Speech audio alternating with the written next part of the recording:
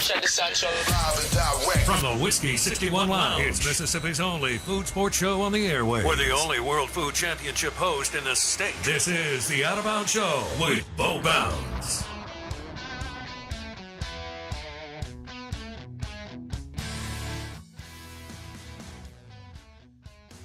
They're expecting 6 feet of snow for the Cleveland Browns-Buffalo Bills game on Sunday, noon our time, 1 o'clock Eastern.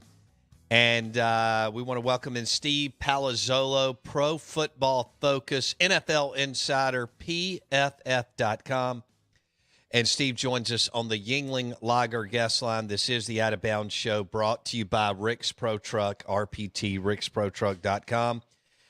Steve Palazzolo, do you think that they will move the Browns-Bills game this weekend?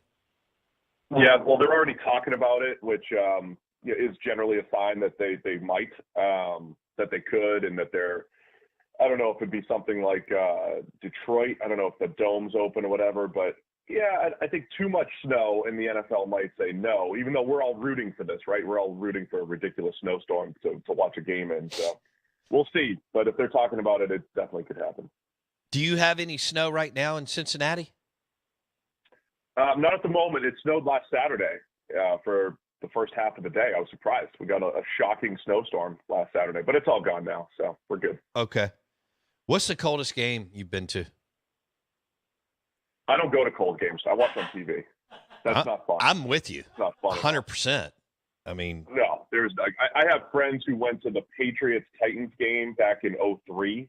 Oh. That was like 4 below or something like that. And I'm just like, no, I'm sitting on the couch. There's no way. Yeah. So, dude, it was the coldest is probably 50 that I've been to. Hey, look, last weekend in Starkville for Georgia, Mississippi State, Blake, I mean, it was freezing. What was it by what was it, 6 o'clock kick? Yeah. We were both there. I mean, it was in the 30s. Okay. It was and the wind was cold. Yeah, and we get humidity. This weekend's game of Ole Miss and Arkansas is projecting to be somewhere around the 30s and winds up to 25-mile-per-hour gusts. Yeah. Oof. Nice. SEC football, baby. Of course, Steve's still shaking his head. He's like, the coldest games I've actually been to are like my high school games.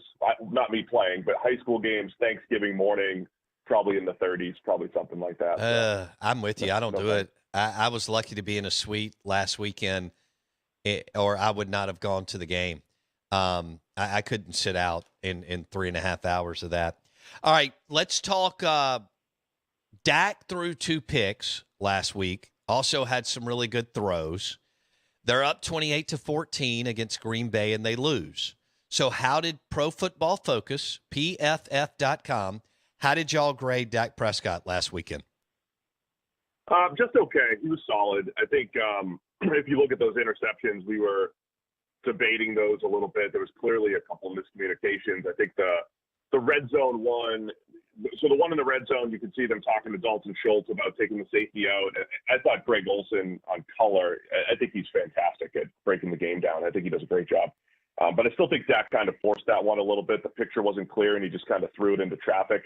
The other one was CeeDee Lamb. He was clearly expecting him to cross the face of the safety. Bad miscommunication there. I think that was more on the receiver than Dak. So I would say one of those interceptions was on Dak. I think the issue with the Dallas offense, though, I mean, they moved the ball pretty well.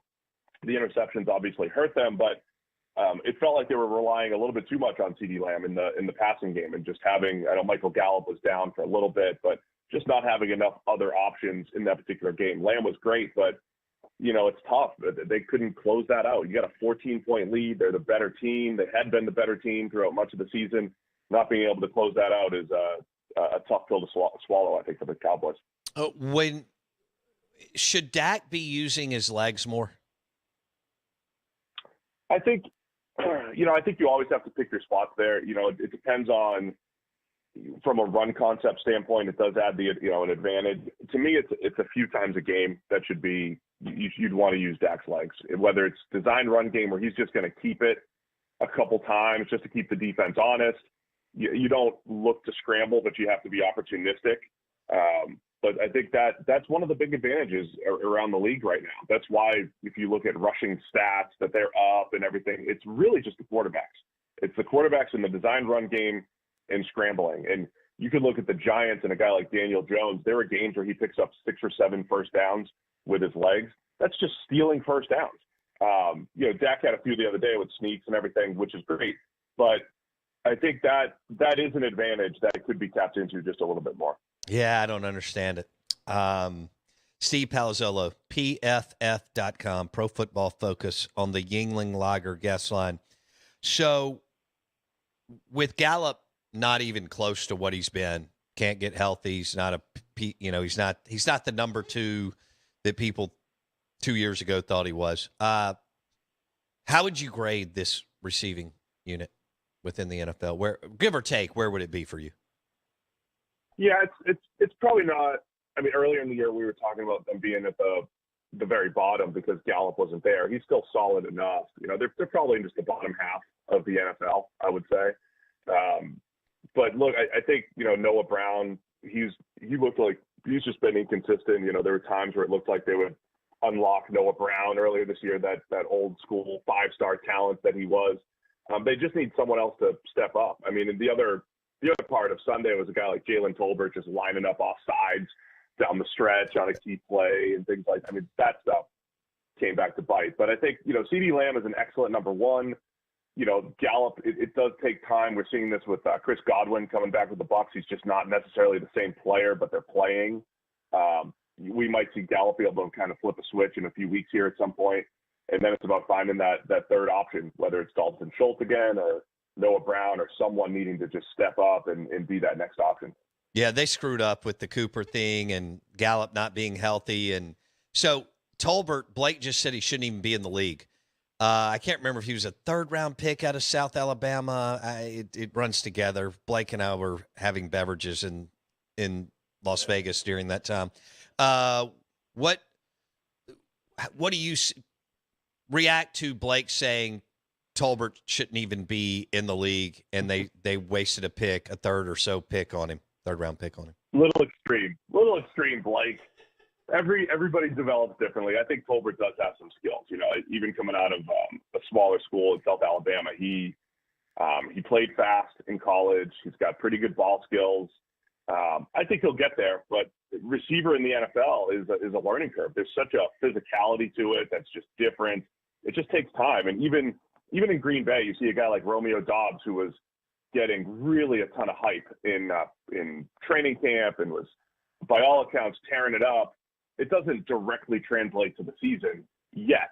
And so, again, I think it just takes some time for a lot of these rookie receivers to get going. So I think Tolbert will get there, but yeah, it's tough to rely on him as, the 3rd option so far this year. But the bottom line is your theory is keep adding offensive skill talent.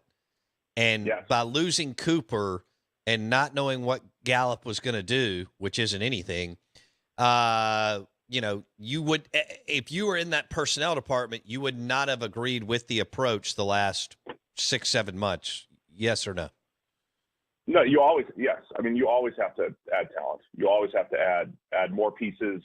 The recent Super Bowl winners, the recent best offenses show you need to have multiple options in the pass game. I know the run game's trying to make a comeback this year, but you still win in the pass game. You still win by having answers to what defenses throw at you. And once defenses start to account for CeeDee Lamb a bit more, you need the next guy to step up. And the more options you have, the better. Okay, so now it doesn't get any easier for the Cowboys. They go to Minnesota, and the Vikings are 8-1. That was a wild game there last week. And listening to their play-by-play guys, hilarious. Call what happened both on the goal line when they didn't get in and then when it flipped over. Size up this matchup because, it's just about a pick 'em, Steve. I've got on Caesars, I've got Dallas -1.5, but it's the Cowboys at Minnesota. What do you see? Yeah, I'm seeing the -1.5 as well. And I think it is basically a pick 'em. I mean, they're two good teams. I don't think Minnesota's as good as their 8-1 record. So they're comparable teams for sure. But Minnesota's doing a great job just finding ways to win in the fourth quarter. Now, whether that's sustainable or not, we'll see. But the old narrative that Kirk Cousins is a choker and he's not clutch and all that stuff, I mean, he is debunking that as much as possible. Incredible fourth quarter comebacks this year. And then Justin Jefferson is just an X factor. I mean, everything he did, Cousins would just throw it up into the area code last week, and Jefferson was going to get it. That 4th and 18 catch was out of this world. So he's got an X factor. Yeah, just unbelievable. So you have a receiver like a Justin Jefferson who is as impactful as any receiver. You know, it's probably him and Tyreek Hill right now in the NFL as far as making a massive impact out wide. You have an offensive line that's gotten better in Minnesota. They're a team I just described as solid across the board. Their new GM, Kwesi, he came in and just added a few pieces, marginal pieces, but it really upped the solidness of the team, right? They don't really have weaknesses anymore. The offensive line's not a weakness. The defensive line's been good. The back end is solid. I mean, that's how you describe the team. So they're in all these games, and then it comes down to the fourth quarter. Can they make more plays? And so far they have. So we'll see if it's sustainable for the Vikings, but it should be another really good matchup in the NFC this week. Out of bounds, driven by the Ram trucks at Mike Hike and Flowood. He is Steve Palazzolo, NFL insider, Pro Football Focus, PFF.com. And he joins us on the Yuengling Lager guest line. All right, compare, Dallas's number one is CeeDee Lamb. And I like him. He's a good player, but I think he's like a second tier, third tier number one in this league because of size and stature and some other things. He's still not a fantastic route runner. Compare him to like a Justin Jefferson, Steve. I think the way you described CD as like a lower tier number one is fair. I mean, Jefferson can win everywhere. He is an outstanding route runner. He's just got that flexibility, knows how to set up corners. He just knows how to create separation. And then he wins at the catch point. Coming out of LSU, his last year at LSU, he caught 12 out of 13 contested catches. And it was like, oh, this isn't really a part of his game, but when he needs to, he wins at the catch point because he's open a lot of the time. And we're starting to see that at the NFL level, plays like the 4th and 18, but also even in overtime as the Vikings were driving, there's a corner route, Cousins kind of leaves it behind, and Jefferson adjusts to the pass. He's just got great body control, and he just goes and gets the ball. So he's a great all-around receiver. He can do it all. Is he the most talented wide receiver in the NFL right now, Steve Palazzolo? I mean, to me, it's always Tyreek Hill because it depends on how you describe talent. I mean, if speed and quick is talent, it's Tyreek Hill. But Jefferson's up there because of the ball skills, because he can create big plays as a runner. After the catch, but also as a route runner, in getting open. So I think Jefferson's as good as it gets right now, up there with Tyreek, and just a dominant player. All right. Steve Palazzolo, Pro Football Focus on the Out of Bounds show. Let's switch gears to another phenomenal receiver, one of the most talented in the league, A.J. Brown, but the Washington Commanders, Vanderbilt won this week, and I've actually said their name a couple of times for the first time in 10 years, Steve. The Commanders shut down A.J. Brown and Jalen. But going forward, I mean, they found this, magic. And what a great move by the Eagles in the offseason. And we all saw Mike Vrabel's face when it went down with the Titans, which was awesome. What do you see going forward with this Jalen Hurts, A.J. Brown combo duo? Yeah, I mean, I think the Eagles are still one of the best teams in the league. I'm not going to overreact to one game that we all happen to watch at the same time because it was in prime time. The Eagles are still a very, very good all-around team. And offensively, I've always looked at A.J. Brown as a guy, like with the Vikings, I feel like Justin Jefferson has to get his for the Vikings to win or to maximize their offense. Jefferson has to put up his numbers. I don't know that A.J. Brown has to do that. I feel like he will draw enough coverage. The way the Eagles like to run the ball and use Jalen Hurts as a runner, there will be games where A.J. Brown only has a couple catches, and they'll still be effective offensively because they still have a Devontae Smith and, a Quez Watkins as a deep threat when he doesn't fumble and all that stuff. Maybe there's more pressure on A.J. Brown now that Dallas Goedert at tight end is hurt. But there'll also be games where A.J. Brown takes over. That's what I've always been so impressed with him, is his ability to just take over a game. 3 touchdowns against the Steelers earlier this year. The game, I believe it was last year or 2 years ago, when he's just running through all the Ravens with 8 forced missed tackles and just willing the Titans to victory. Those things still exist as well. So I think we'll see that pop up at times this year, and Hurts to A.J. Brown will be one of the best combinations in the league, and I think the Eagles are going to be just fine, even though they just lost on Monday night. When you mentioned you're still going Tyreek Hill over, a Justin Jefferson. You love all of them, and they're all amazing and spectacular. But how much longer do you think a guy like Tyreek Hill can be operating at the level he is, and your number one guy, Steve? It's touch and go.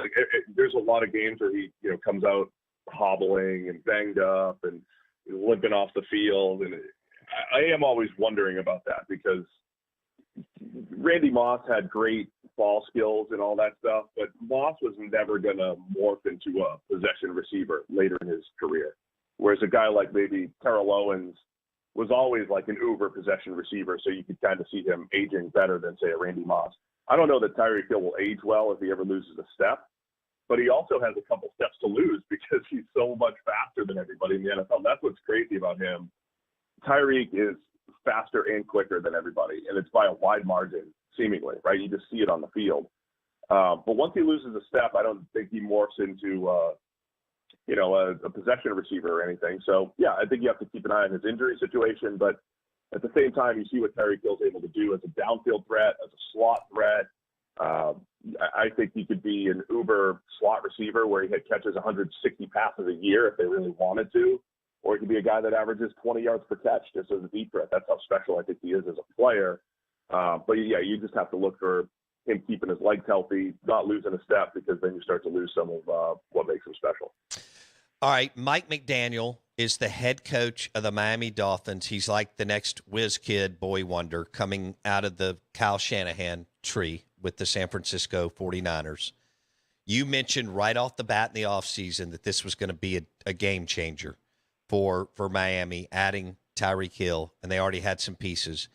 And Tua Tagovailoa is playing better. What do you see with Tua? I'm seeing Tua take advantage of the open throws that the offense is creating. And that's not a knock on Tua. I know we can do, I like to call it the A-B analysis of Tua was not that great before Tyreek showed up in McDaniel, and now he's playing excellent with those guys showing up. It's not that simple, because Tua still has to execute it, and he is executing at a really high level. And the two things that Tua is doing that are I think that are a little bit different. Well, one thing that he's doing differently from earlier in his career is he's not throwing the ball to the defense. So the last couple of weeks, he did it against the Steelers back in Week 7 on Sunday Night Football. He kept throwing the ball to the Steelers. They kept dropping it. But since that point, he hasn't done that. He has not made those bad decisions. He hasn't had a turnover-worthy play in the last 3 weeks. So now you have a guy that's taking care of the ball. He's only been sacked twice in the last 4 games. And, sacks are very much a product of what the quarterback does. So Tua has always been good at that, not getting sacked and not creating those negative plays. So those two things, just taking care of the ball, not taking negative plays, are a huge part of Miami's success. And then Tua just hits the open throws. So Mike McDaniel's creating them, and Jalen Waddle and Tyreek Hill are creating those open throws, but Tua's hitting them. He's hitting some big-time throws at a higher level than he was before. I think he's playing excellent football right now. And we're starting to see him, as much as you want to give credit, and I know that you can't separate the two. You have to give credit to the system and the players around him and all that stuff. But now he's executing at a much higher level than he has at any point in his career. So you have to give Tua credit for that. And it adds up to the ridiculous stats that he's putting up. If you look at passer rating, it's 118 or whatever it is, and 9 yards per attempt. It's all adding up to just incredible numbers from the Dolphins. Are you ready to go? Are you ready to say that Mike McDaniel, the head coach of the Dolphins, is going to trend into one of the, without a doubt, better coaches in the NFL? He's off to a great start. I mean, I think even last year, when for whatever reason the Niners started putting him out there for press conferences, and he'd have all these funny one-liners and stuff. It felt like they were prepping him, but I feel like the world was introduced to Mike McDaniel last year, and you're like, hey, this is a smart football guy. And I think so. Yes, I think he will end up in that boat. It's only 10 games in though, and half of coaching is the mental part and keeping your team prepared and handling adversity and all that stuff. It's not just X's and O's. So I think the X's and O's part is great. I think McDaniel, for him to be one of those next great coaches, we'll learn more as we see him face adversity, more injury issues, handling the defense, handling big games, and all that stuff. So TBD, but trending well, I think, for McDaniel so far. Blake Scott has a question. Yeah, real quick, Steve. I only have a couple minutes. It's off what you just said. Can you just compare someone who's looked at the NFL and watched it at an intense level for a long time? How is the new wave of innovative, fun, young coaches, the ones that we're looking at, how are they doing things differently than the old guard? And specifically, like we talk about this locally, Saban versus Kiffin and the way Saban does his things versus the new age group, Belichick versus this new age group. Just what are you seeing differently from the younger coaches that they're still able to be successful, but they're clearly doing it in a different way than what we kind of grew up watching, or I grew up watching, of the Belichickian model? Yeah, so I think there's still some old school coaches there. You've got like a Mike Vrabel coming in playing the Belichick way, and that seems to be working too. So it's not all cut and dry, but I think some of the younger coaches are understanding fourth down decisions a little bit better. I think they're understanding some of the cheat codes on offense, using motion, using play action, using all these things to create little advantages. We're even seeing the Bears now adjust to Justin Fields and, tap into his rushing ability, something that they probably should have done a while ago. I think you see a Nick Sirianni with the Eagles. The Eagles are a smart organization as it is, but Sirianni has bought into all of those little advantages. Like, hey, we can run a QB sneak on 3rd and 1 every single time, and let's just do it. The way they set up their run game, the way they play defense and kind of invite the run and invite the run and try to stop the big plays in the pass game. I think there's all these little nuanced things that some of the younger coaches are doing a good job of, and that's just creating those little edges on both sides of the ball. All right, we'll leave it there. Steve Palazzolo, Pro Football Focus, PFF.com, NFL Insider. And Steve joined us on the Yuengling Lager guest line. 30 seconds. What about this quick turnaround tonight for the Packers? Yeah, I'm curious to see if the offense is completely turned around. You've got a deep threat in Christian Watson. Maybe they can start spreading the ball around and getting the pass game going. But season's on the line every week for the Packers. Should be a tough one against the Titans. Yeah, and it looks like Al Michaels and Kirk, but especially Al, pulled a better game. Al hasn't really hesitated to say whatever's on his mind at almost 80 years old. Steve P., be good, great. buddy. I know it. Be good, man. Thanks, dude. All right. Thanks, guys. Pro Football Focus. Check out the website, PFF.com. You talking about these guys going deep dive and nerding out in a good way on what they see. It's pretty awesome that we have access to all these cool sites this day and age. And everything, the trends, the metrics, the analytics, all the fun stuff that happens in the game that we love. And tonight, Blake, where am I? I'm on the road. I'm in Biloxi. That's right. Titans, Packers. Man, I like Mike Vrabel. Of course, I've loved watching Aaron Rodgers play. I know you don't like the Packers. Gross. He's so good. Man, he just flipped that ball out. That vertical to number 9 on Sunday. What a beautiful throw. That's a pretty damn good game, Blake. Titans at the Packers tonight. I'll take that on Amazon Prime. Hey, did you know the Southern Miss Golden Eagles are playing on the NFL Network this weekend? Hey, that's pretty cool, too. We'll drop a little bit of that coming back next.